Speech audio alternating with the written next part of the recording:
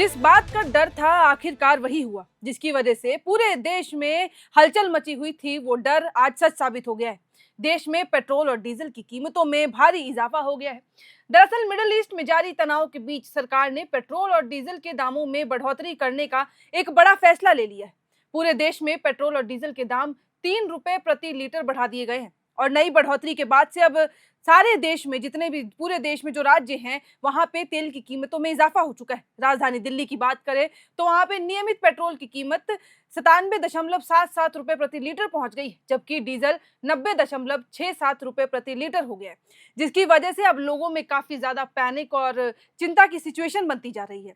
हालांकि शुक्रवार से 4 मेट्रो शहरों में पेट्रोल और डीजल की रिटेल कीमतें बढ़ गई हैं, जिनमें दिल्ली में तो रेट पेट्रोल के दाम 3 रुपए प्रति लीटर बढ़े हैं।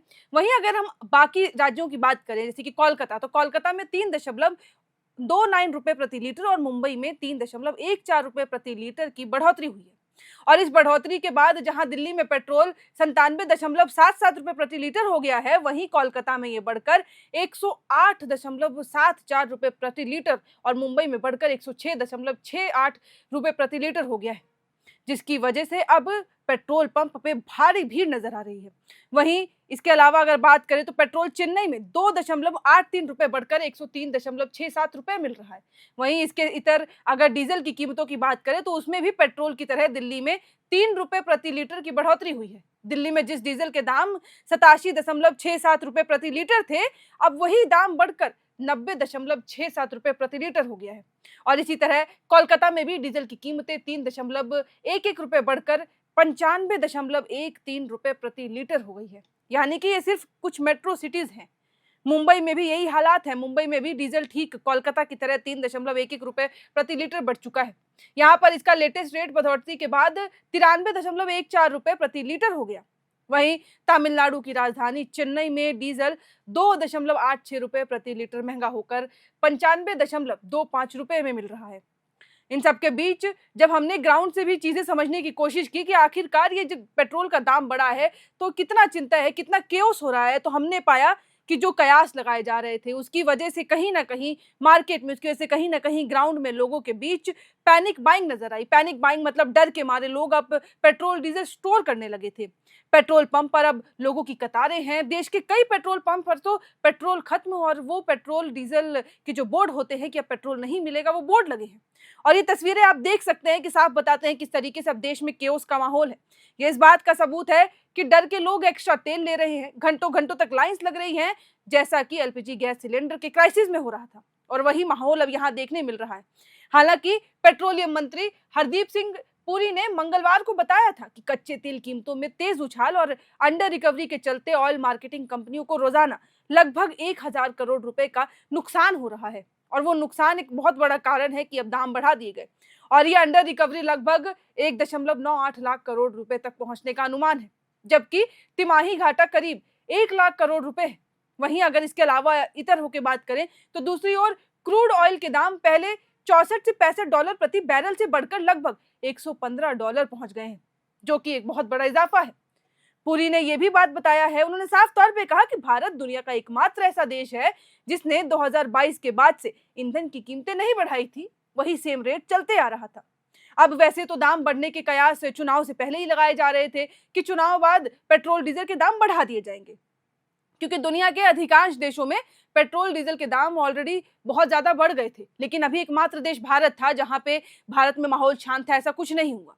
अभी राजनीतिक तौर पे एक अलग मुद्दा बनता है कि क्यों नहीं बढ़ाए गए, ये वोट के कारण थे, जनता कहीं नाराज ना हो जाए, जो भी हो। लेकिन अब आखिरकार जो लोग जिससे डर रहे थे वो हो चुका है। रविवार और सोमवार को पीएम मोदी की ईंधन की खपत कम करने की अपील से भी साफ पता चल चुका था कि दाम तो बढ़ने वाले हैं।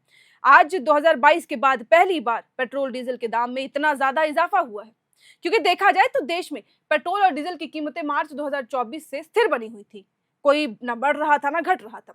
लोकसभा चुनाव 2024 से ठीक पहले सरकार ने कीमतों में 2 रुपए प्रति लीटर की कटौती कर जनता को राहत दी थी, जिसकी वजह से वो शांत थे। हालांकि अब तकनीकी रूप से भारत में ईंधन की कीमतें विनियमित हैं और कंपनी अंतर्राष्ट्रीय क्रूड की 15 दिनों की औसत कीमत के आधार पर देखा जाए तो हर दिन रेट अब बदल सकती है। यानी कि ये जो अभी रेट बदला है, अगर क्राइसिस जारी रहते हैं, स्ट्रेट ऑफ हॉर्मुज नहीं खुलता है, ईरान अमेरिका की जंग जारी रहती है, तो महंगाई और ज्यादा बढ़ेगी। लेकिन राजनीतिक संवेदनशीलता के कारण इन्हें लंबे समय तक नहीं बदला गया था। और अब इससे पहले भी अगर मैं आपको याद दिला दूं कि सरकार ने पेट्रोल और डीजल के दाम स्थिर रखने के लिए स्पेशल एक्साइज ड्यूटी में 10-10 रुपए की कटौती की थी। पेट्रोल पर ड्यूटी ₹13 प्रति लीटर से घटाकर 3 रुपए, जबकि डीजल पर 10 रुपए से शून्य कर दी गई थी। ये कोशिश की गई थी, इससे पहले के समय की बात कर रही हूँ, कुछ समय के पहले की। वहीं अब केंद्र सरकार की ओर से 1 लीटर पेट्रोल पर कुल 21.90 रुपए एक्साइज ड्यूटी वसूली जाती थी।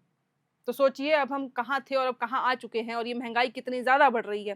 स्पेशल एडिशनल एक्साइज ड्यूटी घटने के बाद ये 11.90 रुपए रह गई थी, और इसी तरह 1 लीटर डीजल पर कुल सेंट्रल एक्साइज ड्यूटी 17.8 रुपए से घटकर 7.8 रुपए पर आ गई थी। सरकार का यह फैसला पेट्रोल डीजल की कीमतों को स्थिर रखने के लिए था, लेकिन वो स्थिरता ज्यादा दिन तक कायम नहीं रह पाई। और अब इस निर्णय की वजह से पेट्रोल डीजल के दाम नहीं बढ़े थे, बल्कि वो लोग कहीं ना कहीं शांत करने की कोशिश थी। पर अब क्राइसिस इतने ज्यादा हैं कि साफ पता चलता है जो प्रधानमंत्री मोदी बार बार अपील कर रहे थे, उस अपील का कारण ये था, क्योंकि वो पेट्रोल डीजल के दाम बढ़ाने वाले थे। आज आप अगर आप बाहर निकलेंगे तो आप साफ देखेंगे कि पेट्रोल पंप पे भारी मात्रा में भीड़ आपको मौजूद नजर आएगी। लोग लंबी लंबी कतारें लगा के खड़े हैं, और कारण कुछ को तो पेट्रोल की सच में जरूरत है और कुछ पेट्रोल स्टोर करने की कोशिश कर रहे हैं। और स्टोर करने का सबसे बड़ा प्रयास जो है, सबसे ज्यादा क्राइसिस क्रिएट करता है, सबसे ज्यादा केओस क्रिएट करता है। और अब हमारा देश बहुत ज्यादा महंगाई के संकट से जूझने वाला है, क्योंकि बाकी देशों में कहीं ना कहीं ईरान अमेरिका का वॉर, स्ट्रेट ऑफ हॉर्मुज का ना खुलना असर डाल चुका था। महंगाई चरम पर पहुंच चुकी थी। हमारा देश था जहां पे कोशिश की जा रही थी कि हालात ठीक है, शांत है, लेकिन हालात ठीक नहीं है। और ऐसे में अब पेट्रोल और डीजल का दाम बढ़ना साफ बताता है। तो अब आने वाले समय में भी ये भी कहा जा रहा है कि रेट भी फिक्स नहीं है, ये भी बढ़ सकते हैं। जैसे हालात वहां बिगड़ेंगे, मिडल ईस्ट के तनाव बढ़ेगा, वो तनाव यहाँ पे लोगों के पॉकेट पे भी नजर आएगा। अगर पेट्रोल डीजल के दाम बढ़ते जाते हैं तो फिर पब्लिक ट्रांसपोर्ट वाले भी कीमतें बढ़ाएंगे, अपने किराए बढ़ाएंगे। वो किराए बढ़ाएंगे तो फिर खाने पीने की चीजों पर बाकी दुकानदार भी अपना दाम बढ़ाएंगे, और वो सारा जो असर है वो आम लोगों के पॉकेट पे पड़ेगा। तो आखिर अब क्या कुछ होता है, ये क्राइसिस कब तक चलता है, इससे हमारा देश किस तरीके से टैकल करेगा, ये सबसे बड़ा सवाल है। प्रधानमंत्री नरेंद्र मोदी ने इसको लेके क्या योजनाएं तैयार की हैं कि पैनिक ज्यादा और ना क्रिएट हो, ज्यादा केओस ना बने, उस सब के लिए आप बने रहे एयरनाउ के साथ। और आपकी जो राय है वो कमेंट बॉक्स में लिख के जरूर बताइएगा। इस वीडियो में फिलहाल इतना ही। कैमरे के पीछे मौजूद है हमारी सहयोगी सुमन, और आप देख रहे थे एयरनाउ।